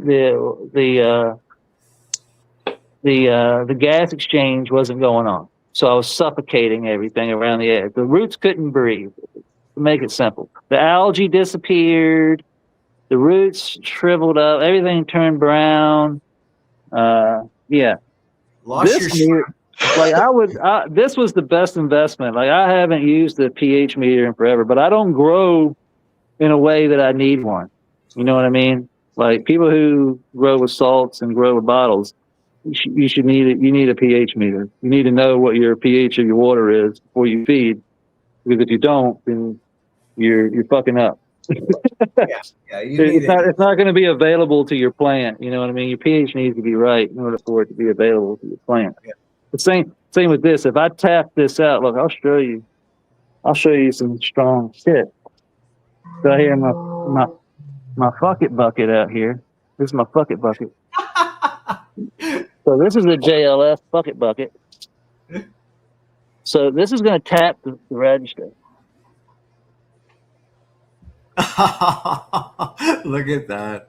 You know what I mean? Yeah. So that's okay. strong. And forgive me, I'm not even going to ask what's in there, okay? It's a bucket, Rick. Yeah. Everything. Figure it out. It's got everything in it. Yeah, nice. But I would just take a little dip of that get down into that moisture. Damn, let me in some mosquitoes in this bit. Like by the way, sorry for interrupting, but I enjoyed your your fishing trip the other day. Oh yeah, we didn't catch anything, but oh well. Had to go pay for my fish. Right. Yeah. All right, I got to have a little fun. So we're going to do this a little different this time. I saw that up earlier there. Shout out to all of our seed sponsors here. Appreciate each and every one of you. Budz is our seed sponsor this week. Congrats. All right. Somebody lucky up there. Yeah, Dutch Blooms. There we go. Dutch Blooms. So now, by the way, I gotta remember to have a little. We did all the things we talked about the other day, Dave. There's one other. I'm gonna make a note. There's somebody else. Allie or somebody like that. I gotta double check. What are we talking about? Widespread trellis. It made is widespread in the house? He made mention of him last week that he did not receive a pack, so we are going to take care of you on that, sir. Did you see him? Yeah, but we need to. Do we have all of his contact information? There was some reason we had to reach out to him personally. Let me quickly. Sorry, guys. We want to take care of these. We had a little hiccup during our giveaways, and that was widespread trellis. So now I'm going to do this. Okay, yes. Okay, we're good with him. We've made contact with him, and I already advised him, Dave. I lost you, buddy. I'm here. I got you. Okay, I'll take your word for it. I can't see you, but I'll find you. I'll find you. What was I going to say? I reached out to Widespread Trellis and there. No, that's not it. Keep looking. We're there. So if anybody doesn't know what's going on, type the name that you see on the screen, and that will put you in to the race to win a pack of beans. Okay, there we go. Was I streaming this to my audience? You are. I am? Okay. I mean, I think you were. Let me go back and check. Yes, you are. But speaking of seeds, we did want to introduce the Canadian. The Canadian. You want me to introduce it for real? Please. I'm having a bit of a thing here after I smoke. Well, the name will still be up, people. So if you want to enter, just enter the name of this one. Let's show. Hey there, friends of the Great White North. Let me tell you why. We're bringing joy, laughter, and a little bit of high. Swap yours for mine or his for hers. Let it slide. This is the moment let's enjoy the ride. Feel the buzz in the air, can you feel the fun? Nothing beats the laughter when we're all just one. A night of sharing, trading love and cheer. Canada, this is your moment, now we're gathered here. Come be part of the fun. It's the Great Canadian Budz Exchange. Just a little swap and let the love arrange. Sorry, Canada only, but let's light up the night with smiles and laughter. Everything feels right. Whoa, thank you, Dave. That was so fucking cool, man. What a great intro. And yeah, so the way it's going to work, unfortunately for our American friends, but for all of us Canadians, where it's legal for us to trade cannabis amongst us, up to an ounce, I believe, is the legal limit. But we can talk about oh, wow. That was what an intro, man. That was very cool. Thank you. We can talk about a little bit about it. We haven't really worked out all the details yet. But basically what we're going to look at is exchanging buds amongst buds in Canada. Haven't figured out the quantity or all the details yet, but basically this box here is one of the Canadian what you call it, flat rate box. Yeah, and I think it's less than $20. That's where I got my mushrooms, so that's another story. But anyway, where was I going with that? Yeah, so what you can do if you're interested in participating, I mean, I'm going to reach out to every Canadian friend that I know, and I'd like you to do the same. And just use our email. Let's be budzshowlive@gmail.com. And if you're interested in participating, and then we'll compile all the names, and then Dave's gonna, not maybe unlike the wheel that you saw earlier, he's gonna put all the names together, and we'll do an exchange. I know already I've received and sent out some flour throughout the postal system in Canada, and it's really cool. And thought, hey, what a great way to share the love. So yeah, that's what that's all about. So yeah, when we get more details, we'll share them with you. But in the meantime, if you're interested, if you're Canadian and interested in participating, let's be budzshowlive@gmail.com. And good luck, everybody, with tonight's seed pack giveaway from Dutch. Yeah. Let's take 10 tonight, shall we? All righty. Let's see. What was I gonna? Was there any other business we had to take care of tonight, Dave? We do have if you want to do the turmeric thing, we can do that as soon as I'm done drawing these names. Oh, thank you very much. Yeah, that's, I wonder why God's gave us a producer. Now we know why. Thank you, Dave. Yeah, our herbal remedy of the week is turmeric, and we've put together a little video to tell the story about turmeric. But if you have any thoughts or comments or questions that we want to share throughout our group about turmeric, that's what we're going to talk about tonight. Sorry, Josh, forgot to share that little thing with you. Oh no, it's fine. Yeah, well, you're really good at. I remember the first our first herbal remedy of the week was mullein, and you were right on that, knowing how soft that is on your baby ass, and the one of the week after was stinging nettle, and yeah, you had some good comments on that one. If you rub that on your ass, and yeah, it's the complete opposite effect. Totally. Yeah. yeah.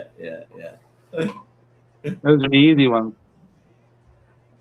Oh yeah, and widespread trellis. May as well share it with. I saw him in the group there. May as well share it with everybody. I think Dave is going to be sending you some of Todd McCormick's gear. So, and Alligator, good to see you. That's actually the person that I wanted to double check because she was a winner earlier this year, and I wanted to make sure that she got her seat. So,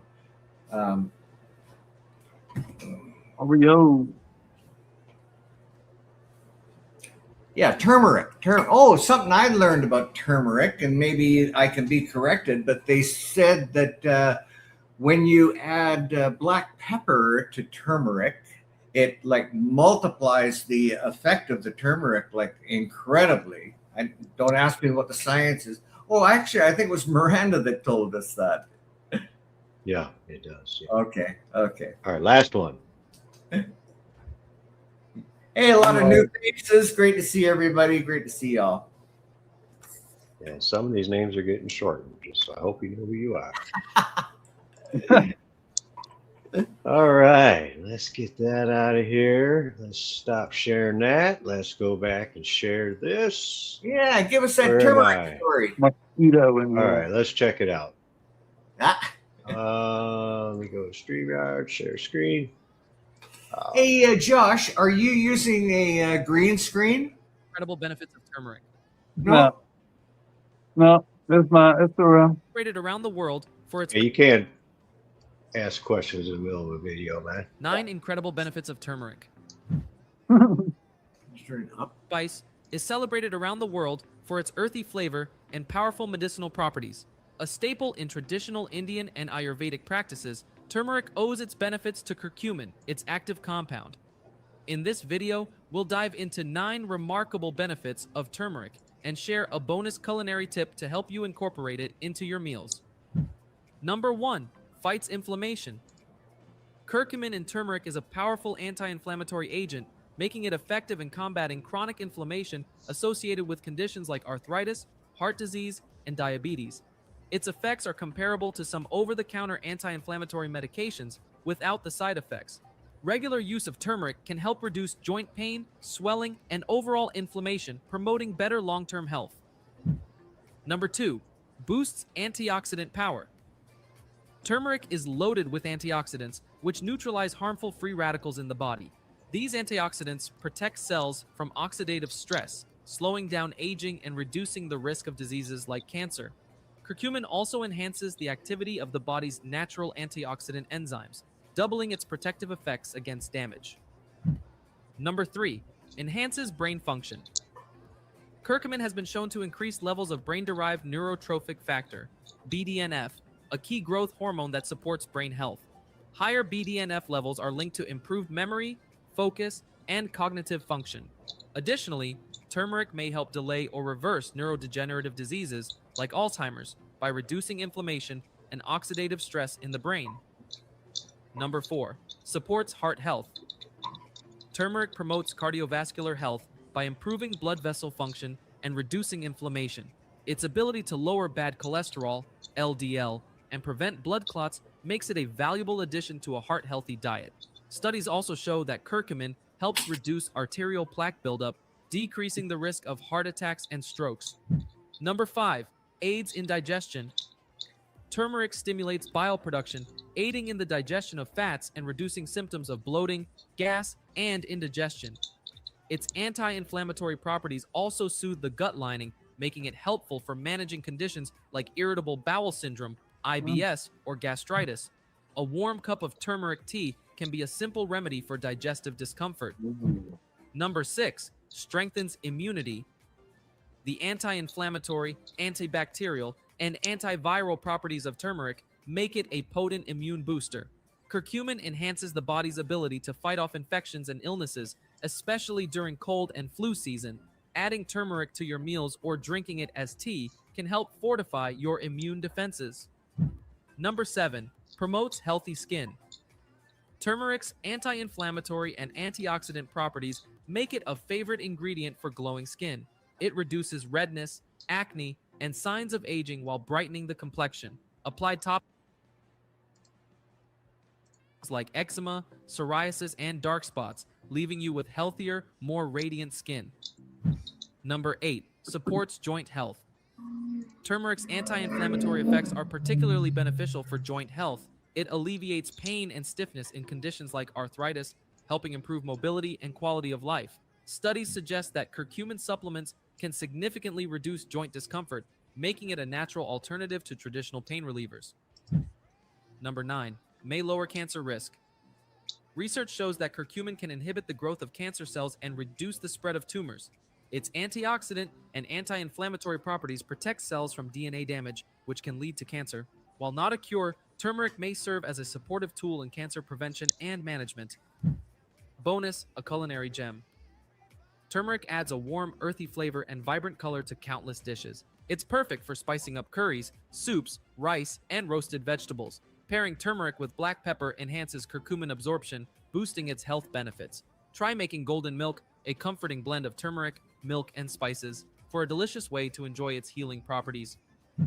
And there you have it, the 9 incredible benefits of turmeric, nature's golden miracle.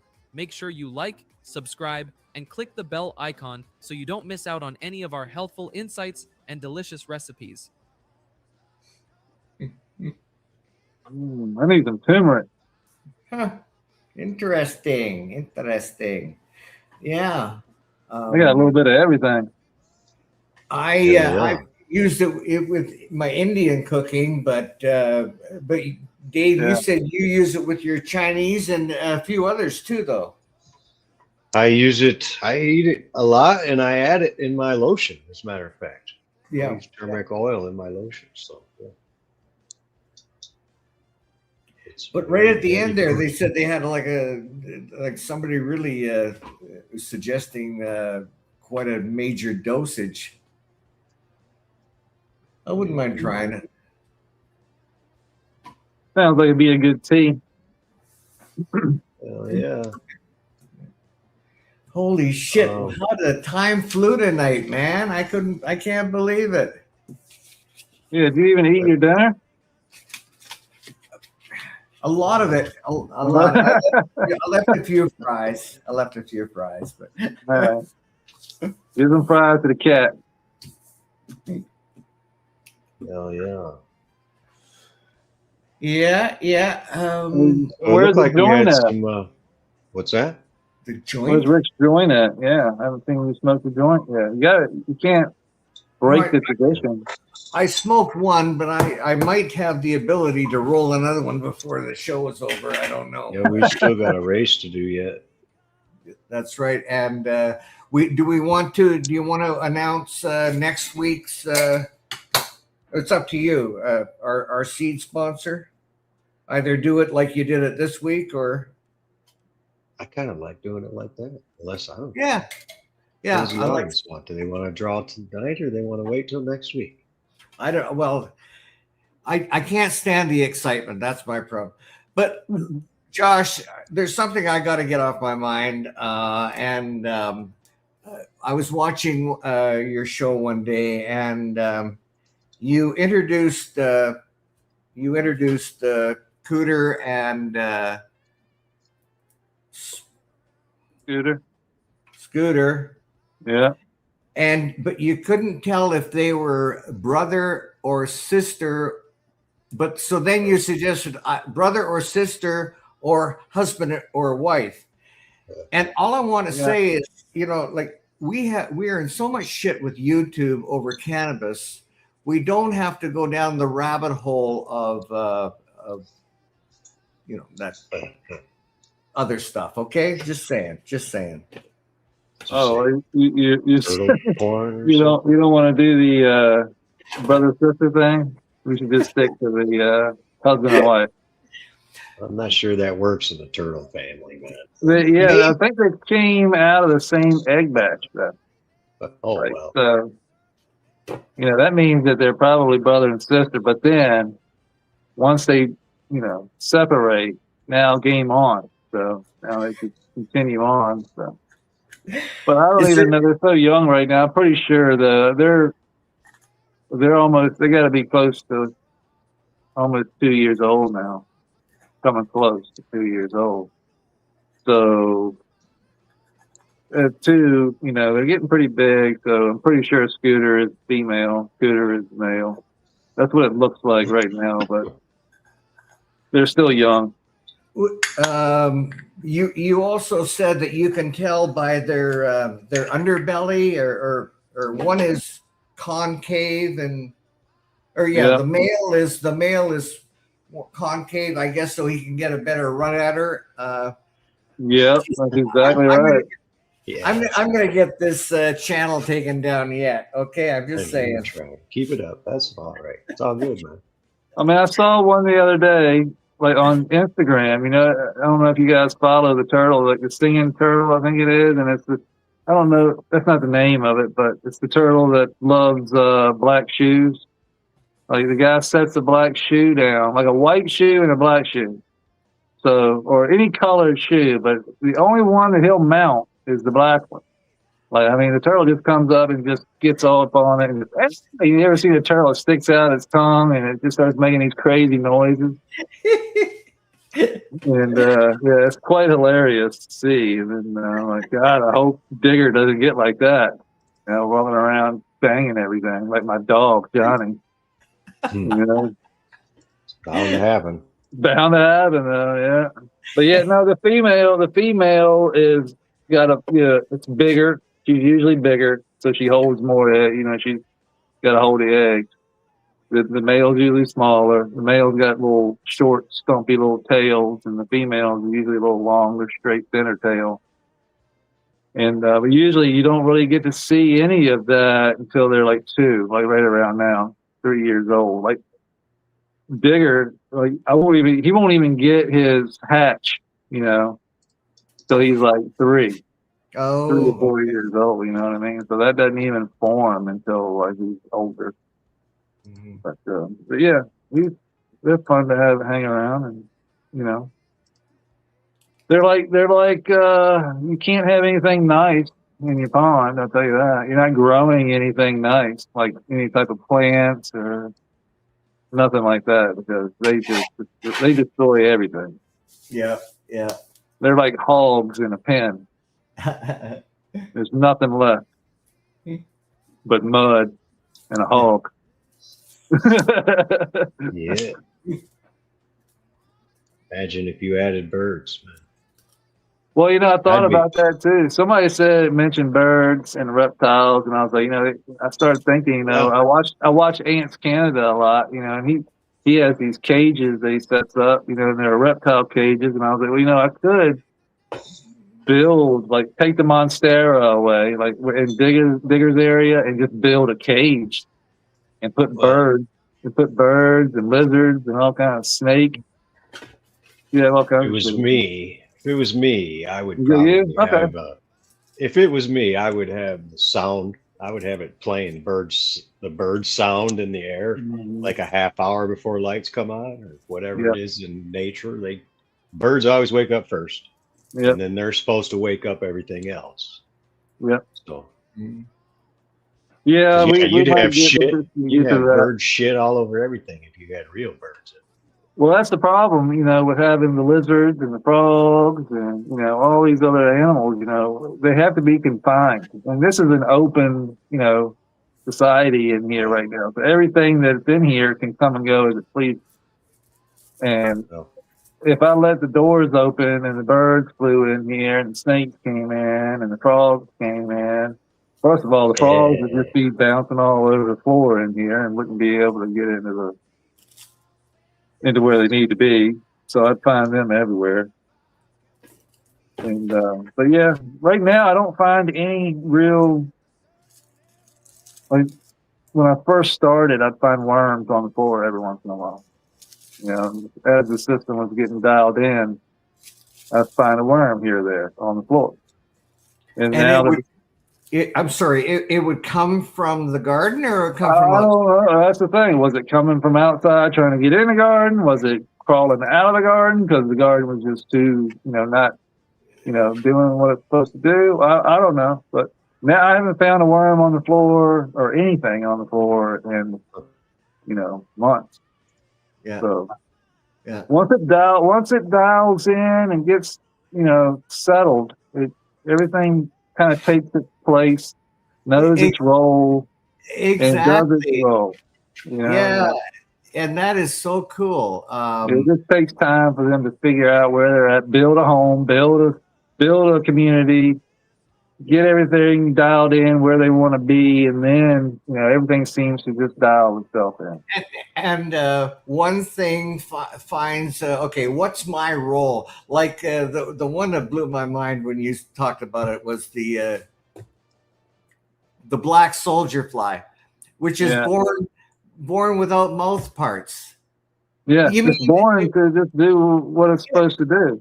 It's not come into this planet to eat or drink. It's just to procreate and and that's why it's been around so long, because it's procreating to break down organic matter, because their larvae are like some of the best organic matter breaker downers, like composters on the planet. But the black soldier fly itself really has no purpose other than just to lay its larva, so that the larva can then do its thing and break down whatever it is that it got laid in, because the fly finds the food, lays its eggs, and then the egg larva then breaks down the food. So it's like you said, it's a cycle, and it's a system set up. It just takes time. But if you're going to build a system like what I did, you got to give them time. And a lot of the organic farmers out on the, in the farm, like doing this out in the field, will tell you, if you're going to go from synthetic to organic, it takes 3 years. It takes about 3 years for everything to settle in, find a home, do its thing. So all right, let's have some fun, guys. I was expecting this to take 3 years. I mean, it only took a year.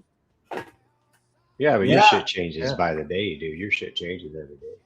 Yeah, and I'm running light cycles that are, I'm giving it, I'm dialed in, so to speak. So where outdoors is not dialed in. Right. Well, Rick, I think this is one of your favorite races. I was already looking and thinking, yep. Oh, there's an airplane? Okay, cool.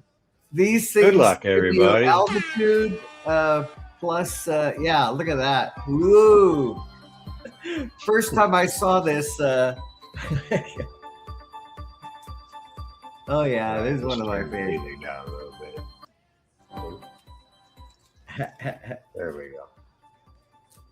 Fuck, I told you I might have a joint rolled by the end of the show. I fucking doubt it, man. I doubt it. Man, Rick. Pieces. You're getting slow in your old age. It's terrible, man. It's terrible. Somehow I stay high, but I just don't know how. That's all. Got to get you a pre-roll, like one of those things that just rolls it for you. You just dump it in, roll it. I was watching. Yeah, I've got so many goddamn toys, but I was watching. Although the guy that's in charge of this show here, this stuff here, I think his name is Josh, and he was using this. Yeah, for Raw, he said he was using this and alligator. Looks like you're going to be a winner. Nah, you're too soon. You're too soon. God, we even got props on this one. Holy shit.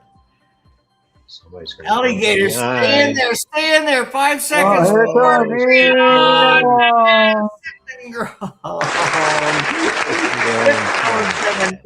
love the name. And you are a lucky winner. And please send me your contact information to Let's Be Budz Show Live at gmail.com. I'm sure Dave will have it up in the meter in a minute. And now, if you're American, you'll get the Dutch Blue. Oh no, well, it depends on him. If he ships to Canada, then we'll look after you from both or from Dutch Blooms. But if you're Canadian, there it is. Let's Be Budz Show Live at gmail.com. And yeah, congratulations. Send me your address. While you're at it, send me your Instagram, send me your shirt size in case you're a lucky winner of Lost Coast Plant Therapy one day down the road. Send me your DNA, send me your firstborn child. So I gotta say, congratulations, but I gotta say, what a great Show Your Grow show. Let's see, who all was participated in this Show Your Grow show? Josh, you were there, but then you're there every week. So with all due respect, you know, and then you showed yours. You showed yours. Oh, I showed mine. Oh, there you go. I tried, but I had technical difficulty. Oh God. And you know, well, I'm not going to bore you with the details. Anyway, Josh, as always, thank you for joining us each week. Dave, you do a great job, my friend. It's a pleasure to work with you. Chat, we love you. Thanks so much for joining us. We'll look forward to. We don't have a guest yet next week, but we're working on that. We'll look forward to seeing you next Wednesday at 8 o'clock Eastern. Come hang out tomorrow at 6 o'clock on my channel. We have Luna. Yeah, there you go. Thanks for the plug there, Josh. Let's have a good. Still working on the outro, but this will have to do. Okay. Have a great night, everybody. Peace. Everybody.